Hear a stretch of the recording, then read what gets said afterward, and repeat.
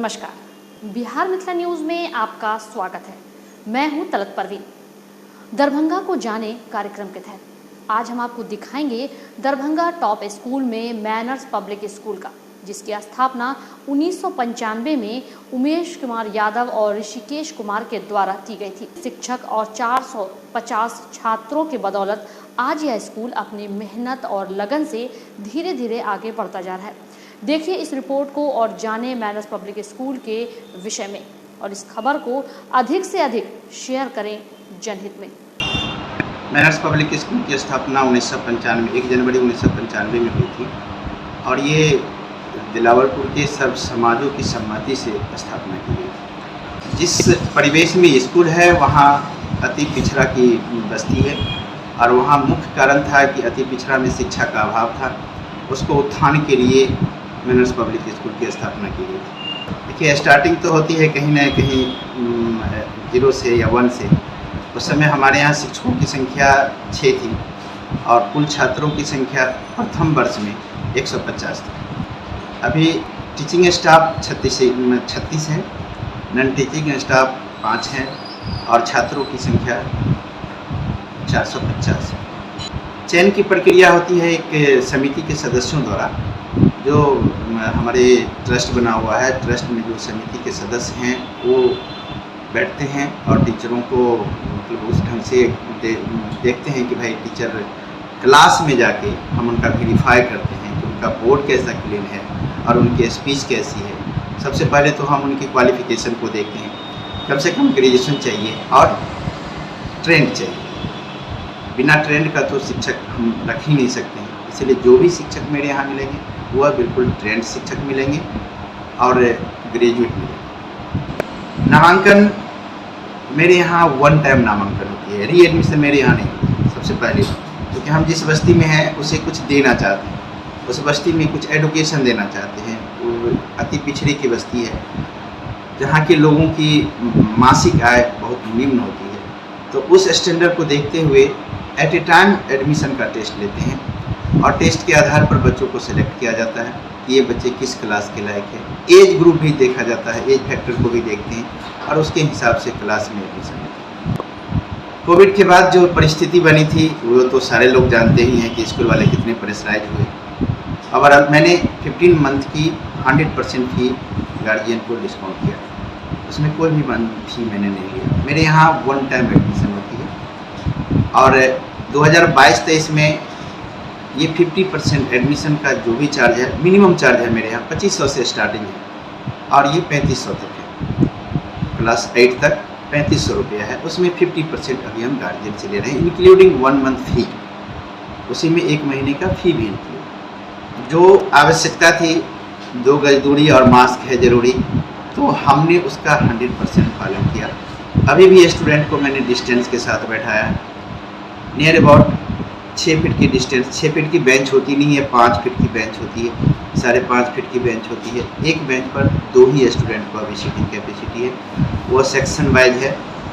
और रह गई कि मास्क मस्ट है। हमारे सारे शिक्षक, हमारे जितने non teaching and non teaching staff हैं, जितने स्टूडेंट्स आते हैं, जितने पेरेंट्स आते हैं, उनसे भी मैं रिक्वेस्ट करता हूँ कि आप कृपया मास्क लगा के ही एंट्री करें, तो हमारे लिए और हमारे बच्चे के लिए, दोनों के लिए सुरक्षित है।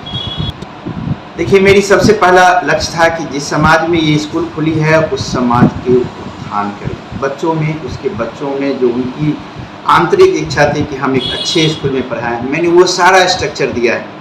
जो एक बहुत नामी गामी स्कूल हैं उनके आधार पर ये सारा स्ट्रक्चर है। अभी स्ट्रक्चर बिल्कुल मेरा मिनिमम है, 650 से स्टार्टिंग है और 850 तक मैक्सिमम मेरा फी स्ट्रक्चर है। ठीक है, तो मेरा उद्देश्य है शिक्षा का प्रसार करना, उद्देश्य है गरीब परिवार के बच्चों को वो सारी सुविधा देना जो उसके लिए पॉसिबल नहीं थी। मैं शिक्षा का प्रसार करना चाहता हूँ अपने इस मैनर्स पब्लिक स्कूल के माध्यम से। मैनर्स पब्लिक स्कूल की स्थापना ही उसी उद्देश्य से की गई थी कि हम इस अति पिछड़े समाज में उनके बच्चों को अच्छा शिक्षा दे सकें। देखिए अब एजुकेशन थोड़ा सा डेवलपमेंट की ओर जा रहा है। हर चीज़ ऑनलाइन होती जा रही है। ऑनलाइन एजुकेशन बच्चे के मानसिक विकास के लिए नहीं, शारीरिक विकास, मानसिक विकास, मतलब इस तरह से किसी भी चैनल से हम देखते हैं तो हमें विकास अनुभव फील नहीं हो रही बच्चों बच्चे में थोड़ी सी इरिटेट की भावना हो गई ऑनलाइन क्लास करने से। मे भी उन पेरेंट्स के पास जिसके पास वाईफाई की व्यवस्था नहीं है, जिसके पास बड़ा मोबाइल एक है, 3 बच्चे हैं, वहाँ ढेर सारी समस्याएं थी। तो हम बहुत अच्छा नहीं मानते हैं ऑनलाइन, क्योंकि बच्चे में जो विकास होता है वह इन्वायरमेंट से होती है। तो इस इन्वायरमेंट स्कूल देती है, बच्चे की आपस में बातचीत होता है, उससे उनका विकास होता है। शिक्षकों से जो आवाज़ का प्रसारण होता है या उनकी जो वॉइस आती है, उनसे जो उनको ज्ञान मिलता है, वह डायरेक्ट एजुकेशन मिलती है। और ऑनलाइन में ये सब पॉसिबल नहीं, इसीलिए हम ऑनलाइन एजुकेशन को परसेंटेज की मात्रा देते हैं तो 30% भी हमने। देखिए, सबसे पहला तो मैं अपना उद्देश्य बता चुका हूँ कि मुझे शिक्षा का प्रसारण। मैनर्स हमने स्थापना जिस समय में किया था तो इस उद्देश्य से किया था कि मैनर्स का मतलब ही होता है तौर तरीका, बच्चों को एक सिविलाइज तौर तरीका देना। मेरा मुख्य उद्देश्य है कि हम इस विद्यालय के माध्यम से, एक विद्यालय परिवार के माध्यम से समाज को उच्च के मतलब क्वालिटी की शिक्षा दें। मेरा मुख्य उद्देश्य वही है। हम एक मिनिमम फी में भी मैक्सिमम एडुकेशन बच्चों को दें, मैक्सिमम सिविलाइजेशन बच्चों को दें, ये मेरा उद्देश्य है। बच्चों को लेकर क्लास 1 से मेरे यहाँ कंप्यूटर साइंस लगी हुई है और उसकी लैब है, मेरे पास विधिवत व्यवस्था है ऊपर में। तो इस कंप्यूटर साइंस के ओर तो बच्चों को आकर्षित करना अति आवश्यक है, क्योंकि आने वाले समय में बच्चे उसका यूज ज़्यादा करेंगे। तो हम प्रयास करते हैं कि बच्चों में वो एडुकेशन, मतलब 100% तो नहीं दे सकते हैं, क्योंकि 100% की ये जो बेसिकली नॉलेज होता है कंप्यूटर का, वो हम देने का प्रयास करते हैं। लैब स्थापित है, ट्रांसपोर्ट की व्यवस्था है, ट्रांसपोर्ट 3 गाड़ी चल रही है अभी। यहाँ से 5 किलोमीटर के डिस्टेंस से बच्चे को हम टेक ऑफ करते हैं। देखिए, सबसे पहले तो मेरे पास 6 बाथरूम है, ठीक है, 3 टॉयलेट रूम है और RO 3 RO लगा हुआ है जो 100 लीटर का है। उसके बाद लगभग 6 बेसिन है जिसमें बच्चे हैंड वॉश करते हैं, हैंड वॉश, सैनिटाइजर, ये सारी व्यवस्था मेरे पास। बिल्कुल 100% देंगे। मेरा लाइफ इसी स्कूल के लिए समर्पित है। मैं इससे आगे कुछ करना नहीं चाहता हूँ, क्योंकि जो मेरे पास इंटरनल कैपेसिटी है वो मैं 100% अपने बच्चों में उतारना चाहता हूँ।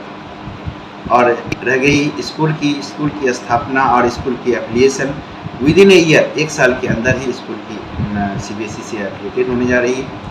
तब हम 10+2 तक क्लास चलाएंगे और उसके बाद और भी जो भी शिक्षा में थोड़ी सी कमी है इस समाज के लिए, उसको हम 100% करेंगे। आज से नहीं, मैं नियर अबाउट 20 साल से मिथिला मंच से जुड़ा हूँ।